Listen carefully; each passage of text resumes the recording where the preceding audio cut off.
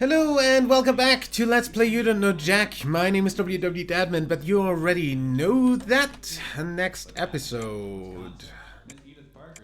Episode 5, Fashion Barrelware. This is 30 seconds, folks. Shalom, I'm Donnie. How many people are praying today? Just me. Okay then, one indivisible, fantastic. Now enter your name for me.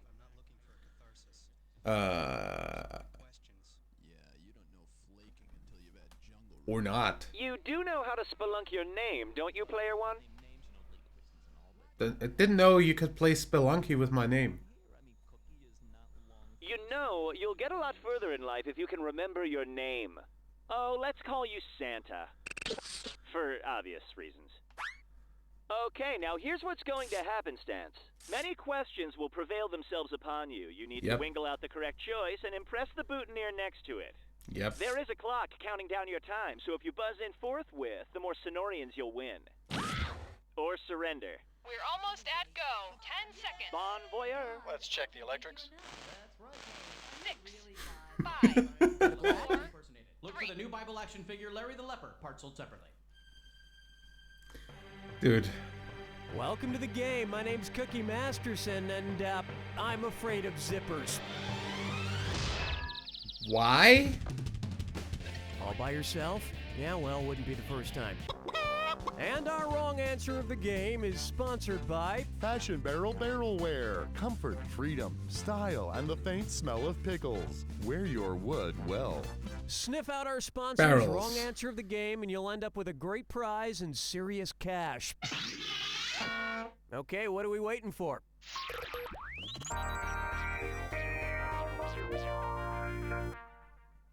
Right off the top, I can't feel my potatoes. Wow. Oh, I What? love Pringles. You know what their slogan says? Once you pop, you can't stop. It's so true. If once you popped, you couldn't stop, and you decided to enter a 12-step program at Pringleholics Anonymous, what would be the first step? Weaning yourself away from Pringles, helping others with their Pringle problems, asking forgiveness for your Pringle problem, or admitting you have a Pringle problem? The first Admitting you step have of a the problem. 12-step program, as created by AA, is admitting you have a problem and are powerless to your addiction. For the record, I certainly don't have a Pringle problem. I No. see them at parties and nightclub bathrooms and in bed while watching old episodes of Love Connection.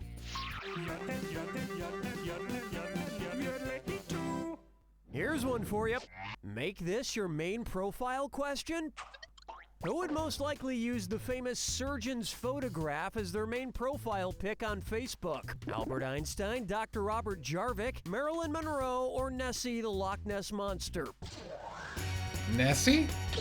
The famous photograph of Nessie poking her head out of the water is known as the surgeon's photograph because it was supposedly taken by a doctor. And since then, the photo has indeed proven to be doctored.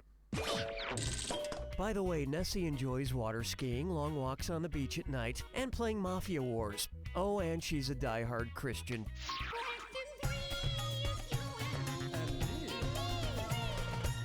Here's a good one. Who be you?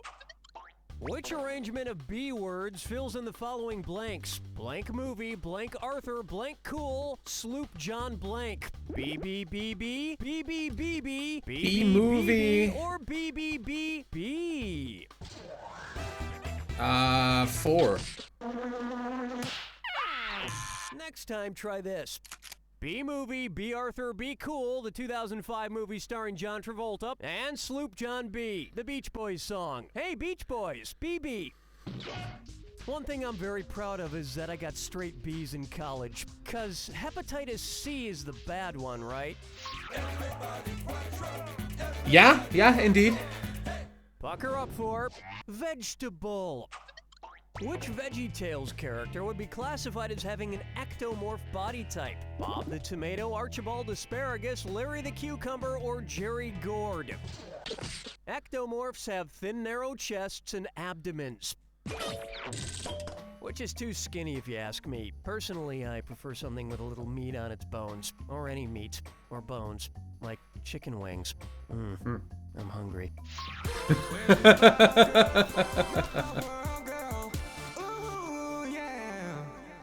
Here we have Yohoow, and it's a this or dat. I'm gonna read off 7 things, and for each one, tell me if it's a type of ab exercise, Okay. part of a pirate ship, or Oh, fuck you. both. If it's an ab exercise, press 1. If it's part of a pirate ship, press 2. And if you think it's both, press the number 3. Each one right gets you $300. But each one wrong totally screws up your back. You've got 30 seconds. Alrighty then, here it comes. Flying jib. Captain's chair. Plank. Wow. That's both. ball Both. bridge, Keel. Table chops. Foreboom. Maybe With you the should 3 go being in the middle, one that high throws patch me on. off on my... Ah.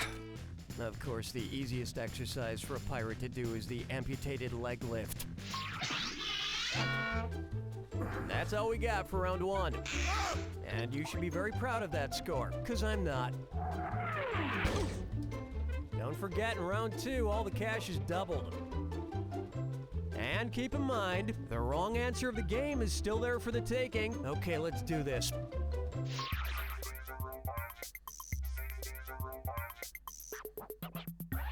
Say hello to I Can't Quit You movie franchise.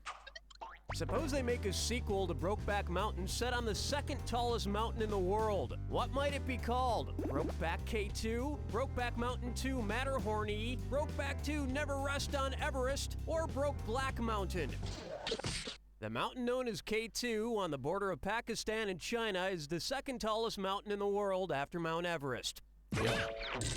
Personally, I prefer Brokeback Mountain, the remount. Rebound. Dude. Try this on for size. My accountant's a real joker. Why might an accountant use a Heath ledger? To keep track of his nerves, to keep track of his livestock, to keep track of his fireplace, or to keep track of his shrubbery? I have no fucking clue. Accountants use ledgers to keep track of things, like heath, a kind of shrubbery. And after a full day of shrubbery accounting, I'm sure he's pretty bushed. Locking chickens picking out a mate. Guess I'll marry 8. Coming up, American literature is garbage. Okay, somebody sent in somebody's trash. Oh, great.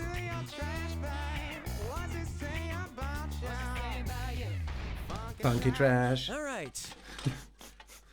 This steaming pile of trash smells literary. Let's see what we can find. There's an ambulance driver's license from World War I, some Cuban cigar butts, and an empty bottle of foot cream specifically designed for 6-toed cats. What famous author does this trash belong to? Mark Twain, John Steinbeck, Ernest Hemingway, or Toni Morrison?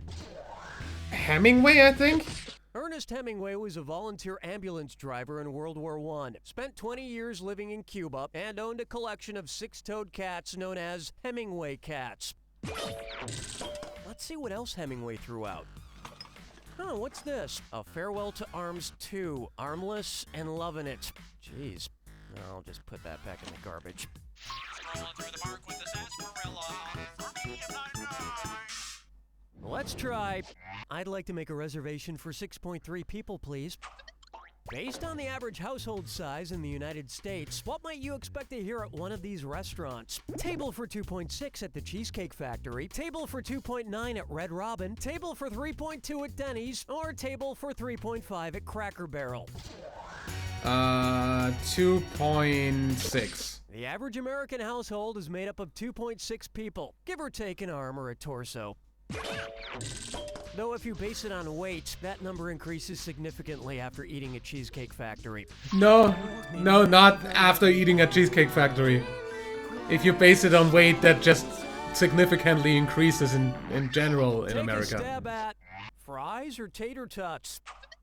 Hey, did you know King Tut was just 9 years old when he became Pharaoh of Egypt? Probably Yep. still read the Egyptian funny papers every day. Considering which animal the Egyptians worshipped, which ancient comic strip character would King Tut have enjoyed the most? Garfield Hotep, Marmaduke Memnon, Dilbertiti, or Opus Iris? The ancient Egyptians were known to revere and worship cats, like Garfield and Garfield Hotep. And they hated Mondays. Well, I missed the question of the wrong answer of the game, so... Brace yourself for the attack. Ah, you already know the rules. Off you go. A banana by any other name would smell as banana eat. Perhaps you know these foods by their aliases. Oh, great. Garbanzo bean? A what, please? Scallion, green onion? I'm an idiot. I wanted to use space. Squab? What's squab and where do you say that? Shrimp?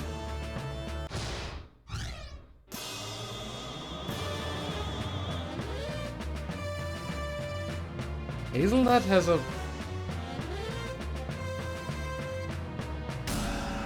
What?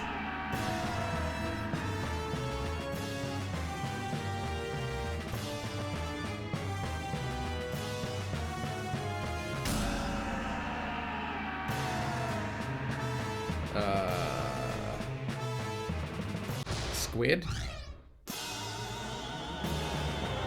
Yeah, I have no idea what garbanzo beans are.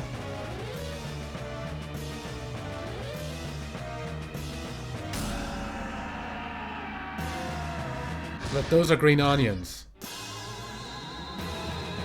Yeah, and I have no idea what squab is. I'm going to look that up.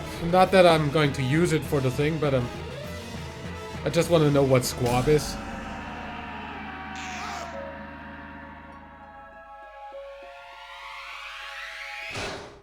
There you have it! Squab.